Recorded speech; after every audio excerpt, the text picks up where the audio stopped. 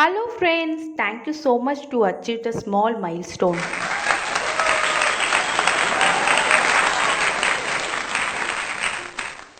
நன்றி நன்றி நன்றி மக்களே. எனக்கு முழு ஆதரவு அளித்த அனைத்து நல்லுள்ளங்களுக்கும் என்னுடைய திறம் சார்ந்த நன்றியை தெரிவித்துக் கொள்கிறேன்.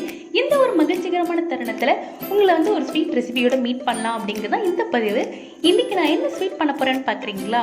நம்மளுடைய பாரம்பரியமான ஸ்வீட் ரெசிபி திருநெல்வேலி இருட்டுக்கடை அல்வா. வாங்க வீடியோக்குள்ளே போகலாம்.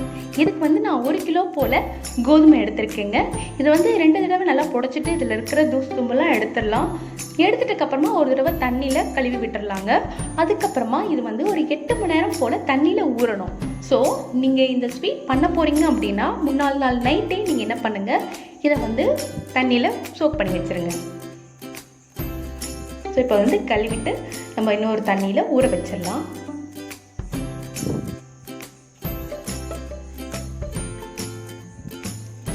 இருக்கட்டும். A few moments later. பாருங்க, நம்மளோட கோதுமை பார்த்தீங்கன்னா 8 மணி நேரம் ஊறி இருக்கு. உங்களுக்கு டைம் இருக்குது அப்படின்னா நீங்கள் 10 மணி நேரம் கூட ஊற வச்சுக்கலாம். அதனால தான் நான் நைட் ஊற வைங்கன்னு சொல்கிறேன். இதை கொஞ்சம் கொஞ்சமாக நம்ம மிக்சியில் போட்டு கிரைண்ட் பண்ணிக்கலாம். நம்ம நார்மலாக தேங்காய் பால் எடுப்போம் இல்லைங்களா, சேம் அதே ப்ரொசீஜர் தான். இது நல்லா அரைச்சிட்டு இதுலேருந்து நம்ம பாலை ஃபில்டர் பண்ணிடுறோம். ஸோ நம்ம கோதுமை எல்லாம் அரைச்சி முடிச்சிட்டக்கப்புறமா அந்த அரைச்சி விழுது இருக்கு இல்லைங்களா, ஸோ அதையும் செகண்ட் டைம் கொஞ்சமாக தண்ணி ஊற்றி நல்லா பால் எடுத்துக்கலாம். அட என்னடா இவ கோதுமை அல்வாவுக்கு தேவையான பொருட்களை ஃபஸ்ட்டு சொல்லுவான்னு பார்த்தா இவ பாட்டுட்டு பால் எடுத்துகிட்டு இருக்கா அப்படி தான் நினச்சிட்டு இருக்கீங்க. ஆக்சுவலி அந்த பாலோட குவான்டிட்டி வச்சு தான் நம்ம மற்ற 2 பொருள் எந்த அளவுக்கு சேர்க்கணும்னு நம்மளால் சொல்ல முடியும் ஃப்ரெண்ட்ஸ். இப்போ பாருங்கள், கோதுமை நல்லா சக்கை ஆகிடுச்சு, ஃபுல்லாக பால் எடுத்தாச்சுங்க. இந்த சக்கையை பார்த்திங்கன்னா நம்ம ஒன்று மாட்டுக்கு போட்டுடலாம், அப்படி இல்லைன்னா வெயிலில் காய வச்சு கோலை பவுடர் இருக்குல்லைங்க அதோட ஆட் பண்ணிக்கலாங்க. ஸோ இந்த அளவுக்கு வந்திருக்கு நமக்கு கோதுமை பால். இதில் பார்த்திங்கன்னா ஒரு 1/2 hour இல்லைன்னா ஒரு 3/4 மணி நேரம் விட்டிங்கன்னா நம்ம அரைக்கும் போது தண்ணி ஆட் பண்ணோம் இல்லைங்களா, அது மேலே தெளிஞ்சு வரும். மேலே தண்ணி நிற்கும், அடியில் பார்த்திங்கன்னா கோதுமை பால் தங்கிடும். ஸோ அந்த மேலே தங்கிட்டு இருக்க அந்த தண்ணியை நம்ம ரிமூவ் பண்ணிடலாம் ஃப்ரெண்ட்ஸ். அது பார்த்திங்கன்னா கொஞ்சம் புளிப்பு சுவை இருக்கிற மாதிரி இருக்கும். ஏன்னா நம்ம 8 hours ஊற வச்சோம் இல்லைங்களா கோதுமை, ஸோ அந்த தண்ணியில் அந்த ஸ்மெல்லு வரும். அதுக்காக வேண்டி தான் நம்ம அந்த தண்ணியை ரிமூவ் பண்ணுறோம். இது எங்கள் அம்மாவோட ரெசிபி. அவங்க பண்ணதை நிறைய தடவை பார்த்து நான் ஒரு 4-5 times ட்ரை பண்ணிவிட்டு அதுக்கப்புறமா தான் நான் வீடியோவே ஷூட் பண்ணியிருக்கேன். ஸோ நீங்கள் தாராளமாக நம்பி பண்ணலாம் ஃப்ரெண்ட்ஸ். இப்போ நம்ம தண்ணி ரிமூவ் பண்ணிட்டோம். இதை ஒரு பவுலுக்கு ட்ரான்ஸ்ஃபர் பண்ணலாம். ஸோ அந்த பவுல் வச்சு தான் நம்ம சர்க்கரை ப்ளஸ் கீ ஆட் பண்ண போகிறோம். இந்த 3 பொருள் தாங்க இந்த அல்வாவுக்கு, வேறு எதுவுமே நம்ம ஆட் பண்ண போகிறதில்ல. இவ்வளோ தூரம் வந்திருக்கு. இந்த பவுலுக்கு சேம் ஒரு பவுல் சர்க்கரை எடுத்துக்க போகிறோம். எனக்கு 1/2 கிலோ போல் சர்க்கரை எடுத்தேங்க. அந்த 1/2 கிலோவில் 400 grams சர்க்கரை பாகுக்காக எடுத்திருக்கேன். 100 grams பார்த்திங்கன்னா கேரமல் பண்ணுறதுக்காக தனியாக எடுத்து வச்சுட்டேன் ஃப்ரெண்ட்ஸ். உங்களுக்கே தெரியும், நம்மளுடைய பாரம்பரியமான திருநெல்வேலி அல்வாவில் கலர் பவுடர் எதுவும் ஆட் பண்ண மாட்டாங்க. இந்த கேரமலைஸ்டு பண்ண சுகர் சிரப் தான் அதில் ஆட் பண்ணுவாங்க. இப்போ வேறு ஒரு ஃப்ரைங் பேனில் அந்த 100 grams சுகரை ஆட் பண்ணியிருக்கேன். இதில் கொஞ்சமாக தண்ணி விட்டு நம்ம நல்லா சர்க்கரை கலந்துக்கலாம். அதுலேயும் நல்லா கரையை விட்டுட்டு நல்லா கலக்கிக்கிட்டே இருந்தோன்னா அழகாக அது ப்ரௌன் கலரில் சேஞ்ச் ஆகும். ஸோ உங்களுக்கு ஆல்ரெடி தெரிஞ்சிருக்கோன்னு நினைக்கிறேன். நீங்கள் புட்டிங்லாம் பண்ணும்போது ஆல்ரெடி நீங்கள் பண்ணியிருப்பீங்க. ஸோ இந்த கலர் கொடுக்குறது இந்த கேரமல் தாங்க. இது ரொம்ப நம்ம தீய வச்சிட்டோன்னா அல்வாவோட டேஸ்ட்டே போயிடும். அதனால் பார்த்து பக்குவமாக பண்ணிக்கோங்க. நான் கீ 300 gram தாங்க யூஸ் பண்ணுறேன். ரொம்ப அதிகமாக யூஸ் பண்ணோன்னா அல்வா ஃபினிஷிங்கில் அங்கங்கே வெள்ளை படிஞ்ச மாதிரி இருக்கும். சர்க்கரையில் இருக்க தேவையில்லாத மாசு தூசு தான் அந்த மாதிரி ஒயிட் கலரில் மேலே படிஞ்சு வரும். அது நம்ம டிஷ்யூ எடுத்து ரிமூவ் பண்ணிடலாங்க. இப்போ நம்ம கேரமலைஸ்டு பண்ணுற சுகரை பார்க்கலாம்.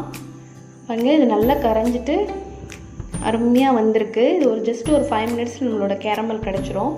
இதுதான் நம்ம அல்வாவுக்கு கலர் கொடுக்க போகிறது. அட் த சேம் டைம் நம்ம ரொம்ப தீய வச்சிட்டோம் அப்படின்னு பார்த்தீங்கன்னா நம்ம அல்வாவோட டேஸ்ட்டே டோட்டலாக போயிடுங்க. அதனால் கொஞ்சம் பார்த்து பண்ணுங்கள். ஒருவேளை நீங்கள் கறியை வச்சிட்டிங்கன்னா அந்த ரெடி பண்ண கேரமலை கீழே கொட்டிட்டு அகெயின் வேறு ஒரு சுகர் வச்சு மறுபடியும் நீங்கள் கேரமல் ரெடி பண்ணி தான் ஆட் பண்ணணுங்க. அதனால தான் நான் திருப்பி சொல்கிறேன். கொஞ்சம் டேக்கர் பண்ணிக்கோங்க ஃப்ரெண்ட்ஸ். நம்மளோட கேரமல் பாருங்கள் கலர் நல்லா வந்திருக்கு. இன்னும் ஒரு 2 or 3 minutes நம்மளோட கேரமல் ரெடி ஆகிடும். சேம் சக்கரை பாகு பார்த்திங்கன்னா ஜஸ்ட் ஒரு கம்பி பதம் ஸ்டார்ட் ஆகிற ஸ்டேஜ் போதும். அந்த ஸ்டேஜில் நம்ம ரெடி பண்ணி வச்சுருக்க இந்த கேரமல் எடுத்து ஊற்றிடலாம்.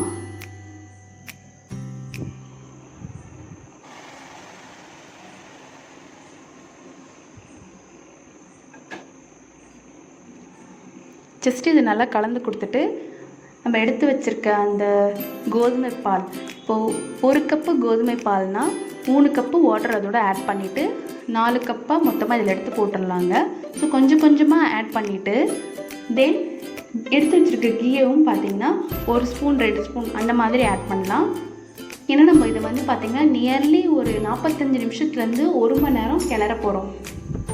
ஸோ அப்போ வந்து ஒரு 10 நிமிஷத்துக்கு ஒரு தடவை இல்லைன்னா ½ அன் ஹவருக்கு ஒன்ஸ் நம்ம மீதி இருக்கிற கீயை கொஞ்சம் கொஞ்சமாக ஆட் பண்ணிக்கலாம். எல்லா பொருளையும் ஆட் பண்ணிவிட்டு பார்த்தா அந்த கடாய் எட்ஜ் வரைக்கும் வந்துருச்சுங்க.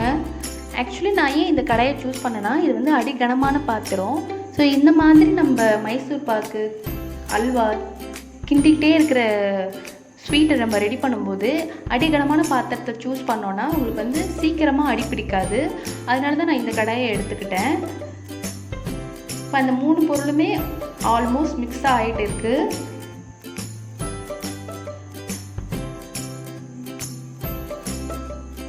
எப்படியும் தண்ணி கொஞ்சம் வத்துனா சரியாக வரும்னு சொல்லிட்டு நான் இதிலே கண்டினியூ பண்ணி கிளறிட்டே இருக்கேங்க.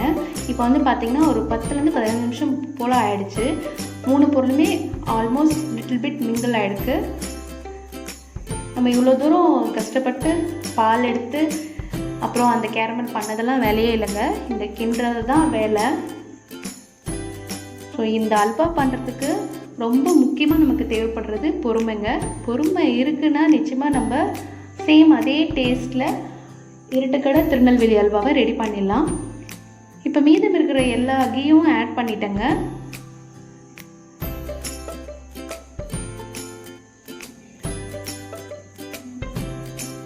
இப்போ வந்து பார்த்திங்கன்னா ஒரு அரை மணி நேரம் போல் ஆயிருக்கு.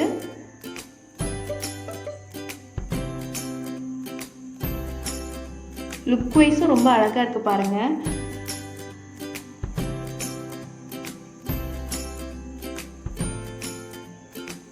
அவ்வளோ ஒன்றும் ரொம்ப டஃப்லாம் இல்லைங்க. சப்போஸ் நீங்கள் கிளறிட்டே இருக்கும்போது கை வலிக்குது அப்படின்னும்போது நீங்கள் இண்டஸ்ட்ரியல் ஸ்டவ் யூஸ் பண்ணுறீங்க அப்படின்னா அந்த ஹீட் பட்டன் வால்யூம் வந்து நல்லா கம்மியாக வச்சுட்டு ஒரு 5 to 7 மினிட்ஸ் வந்து ரெஸ்ட் எடுத்துட்டு அதுக்கப்புறமா ரீஸ்டார்ட் பண்ணுங்கள் கிளறதுக்கு. இல்லை நான் வந்து கேஸ் அடுப்பில் தான் பண்ணுறேன் அப்படின்னிங்கன்னா ஒன்று நல்லா ஸ்லிம்மில் வைங்க, அப்படி இல்லைன்னா டோட்டலாக ஆஃப் பண்ணிவிடுங்க. ஆஃப் பண்ணிவிட்டு ஒரு 5 நிமிஷம் ரெஸ்ட் எடுத்து அதுக்கப்புறமா ஆன் பண்ணி நீங்கள் அகெயின் கிளற ஆரம்பிங்க. ஏன்னா நான் அந்த மாதிரி தான் பண்ணேன். நியர்லி ½ அன் ஹவர் ஆகிடுச்சுங்க. இது வந்து நான் 1000 சப்ஸ்கிரைபர் ரீச் பண்ணதுக்காக என்னோடய சப்ஸ்கிரைபருக்கு இது ஒரு ஃபிஸ்பல் treat. Thank you so much subscriber. உங்களுடைய ஆதரவு தான் எனக்கு வந்து இவ்வளோ தூரம் நிறைய வீடியோ எடுத்து போஸ்ட் பண்ணணுன்ற ஒரு உத்வேகத்தை கொடுத்துருக்கு. So please keep supporting. உங்களோட சப்போர்ட் எனக்கு வந்து எப்போவுமே வேணும். கம்மி கப்ஸ் பார்த்திங்கன்னா நிறைய பண்டிகைலாம் வருது. இப்போது தீபாவளி வரப்போகுது. அதனால் நம்மளோட சப்ஸ்கிரைபருக்கு யூஸ்ஃபுல்லாக இருக்கணும் அப்படின்றதுக்காக தான் நான் இந்த ரெசிபியை சூஸ் பண்ணேன். 1 hour later. எக்ஸாக்ட்லி கரெக்டாக 1 hour கழித்து பார்த்தீங்கன்னா நம்மளோட இருட்டுக்கடை கோதுமை அல்வா சூப்பராக வந்திருக்கு பாருங்கள். It's come out very well.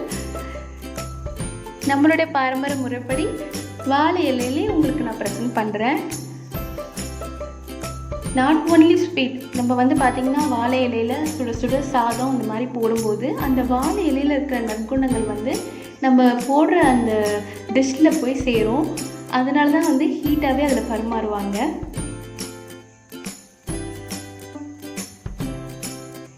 இது வந்து இன்னும் ரூம் டெம்பரேச்சர் வந்ததுன்னா நல்லா இருக்குங்க. ஸோ நான் வந்து ரூம் டெம்பரேச்சர் வந்ததுக்கப்புறமாவும் ஒரு கிளிப்பிங் எடுத்து உங்களுக்கு காட்டுறேன். ஸோ என்னோடய சப்ஸ்கிரைபருக்கு நான் வந்து இந்த திருநெல்வேலி அல்வாவை விஷுவல் ட்ரீட் கொடுக்குறேன். Thank you for your support. So இந்த வீடியோவை பார்த்துட்ருக்கிற நியூ சப்ஸ்கிரைபர், அதாவது இதுவும் சப்ஸ்கிரைப் பண்ணாமல் பார்க்குறீங்க அப்படின்னா ப்ளீஸ் அந்த சப்ஸ்கிரைப் பட்டனை கிளிக் பண்ணிவிடுங்க. பாருங்கள் நல்லா ஆறிட்டக்கப்புறமா எப்படி இருக்குன்னு அந்த ஒரிஜினல் திருநெல்வேலி டெக்ஸ்சர் கிடச்சிருக்கு பாருங்கள். ஸோ உங்களுக்கு இந்த வீடியோ பிடிச்சிருக்குன்னு நினைக்கிறேன். பிடிச்சிருக்குன்னா லைக் பட்டனை கிளிக் பண்ணிவிட்டு உங்களோட ஃப்ரெண்ட்ஸ் அண்ட் ஃபேமிலிக்கு மறக்காமல் ஷேர் பண்ணிவிடுங்க. என்னோடய சேனலை இது வரைக்கும் நீங்கள் சப்ஸ்கிரைப் பண்ணாமல் பார்க்குறீங்கன்னா ப்ளீஸ் சப்ஸ்கிரைப் பண்ணிவிடுங்க. பக்கத்தில் இருக்க பெல் ஐக்கானையும் சேர்த்து கிளிக் பண்ணிவிடுங்க. தேங்க்யூ.